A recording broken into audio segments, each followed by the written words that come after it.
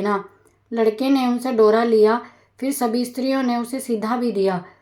लड़का उस सामान को लेकर आया। उसने दरवाजे से ही माँ को पुकारा, गठरी को उतार लो, मैं बोझ से दबा जा रहा हूँ। उसकी माँ बहुत प्रसन्न हुई। माँ ने बेटे से कहा, ये सब कहाँ से लाए हो? लड़के ने माँ को सब समाचार सुनाकर दशा माता का डोरा दिया। बुढ़िया ने डोरे को माथे से लगाया और उसी दिन से व्रत करने लगी। 9 दिन तक कथा कहानी कहती रही। 10वें दिन उसने डोरे के पूजन की तैयारी शुरू कर दी। वह देहरी के बाहर गोबर लीप रही थी। उसी समय एक बहुत ही गरीब बुढ़िया आकर बोली, क्या कर रही हो बहन? उसने जवाब दिया, आज मेरे घर दश माता का पूजन है, इसलिए गोबर लीप रही हूँ। उस बुढ़िया रूपी दश माता ने कहा है, मुझे बहुत प्यास लगी है, थोड़ा पानी दे दो। इस पर लड़के की माता बोली, मैं तो मिट्टी के बर्तन से पानी पीती हूँ, मेरे यहाँ लोटा लुटिया नहीं है, तुमको पानी किस में भर कर दूँ? एक कटोरी ही मेरे घर में है, पता नहीं वो भी कहाँ है। जरा तुम ठहरो, मैं कटोरी लाऊं, तब तुमको पानी पिलाऊंगी। बुढ़िया हाथ जोड़कर अंदर कटोरी लेने गई। इसी बीच दशा माता, जिन्होंने बुढ़िया का रूप धारण कर रखा था, उसके मटके रखने की जगह पर एक सोने का घड़ा रखकर अंतर ध्यान हो गई। बुढ़िया कटोरी लेकर मटके के पास गई। वहाँ सोने का घड़ा देखकर घबराई और मन ही मन सोचने लगी, मुझ पर बुढ़ापे में चोरी का इल्जाम लगेगा, मैं चोर कहलाऊंगी। इस चिंता में दशा माता रूपी बुढ़िया को खोजने लगी। तब उसका लड़का भी घर आ गया। उसने माँ से पूछा, तुम किसे खोज रही हो? उसने बताया, मेरे जैसी एक बुढ़िया आई थी और यहाँ सोने का घड़ा रख कर न जाने कहाँ चली गई। लड़के ने बताया, वह ही तो दशा माता थी, उन्होंने तुमको घड़ा दिया। दोबारा फिर कभी वह आए तो उसके स्वागत में कोई कमी ना रखना, उनकी आज्ञा का पालन करना। जब तुम नदी पर नहाने जाओ, जो तुम्हें नदी घाट पर चीज मिले उसको दशा माता का दिया हुआ प्रसाद समझ कर ले लेना।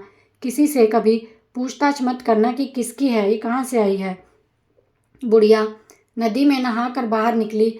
उसे सोने का घड़ा मिला। उसके पास अच्छे वस्त्र रखे थे। बुढ़िया ने कपड़ों को पहन लिया, घड़े को हाथ में लेकर चलने की तैयारी की कि 4 कहार एक डोली लेकर उसके पास आए। कहारों ने उसे डोली में बैठने को कहा। बुढ़िया जब घर पहुंची तो उसने देखा कि वहाँ एक आलीशान महल है। बुढ़िया महल के अंदर गई। उसने श्रद्धापूर्वक भक्ति भाव से दशा माता के डोरे का पूजन किया, हाथ जोड़कर वरदान मांगा, जिस प्रकार तुमने मुझे संपत्ति दी है उसी प्रकार मेरे घर में एक सुंदर और सुशील बहू भी आ जाए। कुछ दिनों बाद लड़के का विवाह हो गया। बहुत ही सुंदर बहू भी आई। बुढ़िया ने दोबारा मांगा कि मेरे बहू बेटे सुशील सज्जन हैं, उसी प्रकार का एक पौत्र पाऊं। कुछ दिनों बाद उसे एक पौत्र हुआ। एक दिन बुढ़िया ने अपनी बहू को पास बैठाकर समझाया कि मेरी यह सब संपत्ति दशा माता की दी हुई है, उन्हीं की कृपा से तुम मेरे घर आई हो। मेरे नहीं रहने के बाद यदि कोई मैले कुचीले कपड़े धारण किए बुढ़िया तुम्हारे घर पर आए, उसे आंचल के छोर से पोंछ डालना, कभी भी घिन मत करना, उससे प्रार्थना करना कि यह सब आपका ही दिया हुआ है। जब भी दशा माता का डोरा लेना हो तब उसको तुम भी अवश्य लेना और श्रद्धापूर्वक उसका पूजन करना। जब भी तुम्हारे ऊपर कोई संकट के बादल आए, तुम सुहागिनों को न्योता देना। दशा माता की कृपा से तुम्हारी सब इच्छाएं पूरी होगी।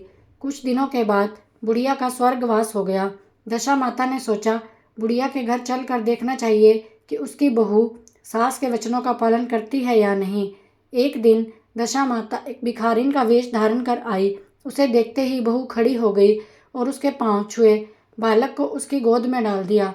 उसकी श्रद्धा भक्ति से दशा माता बहुत प्रसन्न हुई। उन्होंने आशीर्वाद दिया कि तेरी धर्म बुद्धि है, भगवान सदैव तेरा कल्याण करे, तेरे घर में अन्न धन के भंडार भरे रहें, तू जब भी कोई इच्छा करेगी वह तुझे अवश्य प्राप्त होगी।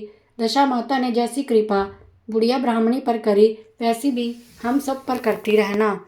दोस्तों, ये थी दशा माता की व्रत की कहानी। मेरी आप सबसे हाथ जोड़कर गुजारिश है कि आप हमारे इस चैनल भक्ति भरा ज्ञान को ज़्यादा से ज़्यादा लोगों तक पहुँचाएँ। इसे सब्सक्राइब करें, शेयर करें, ताकि इससे हमारा मनोबल बढ़े। धन्यवाद।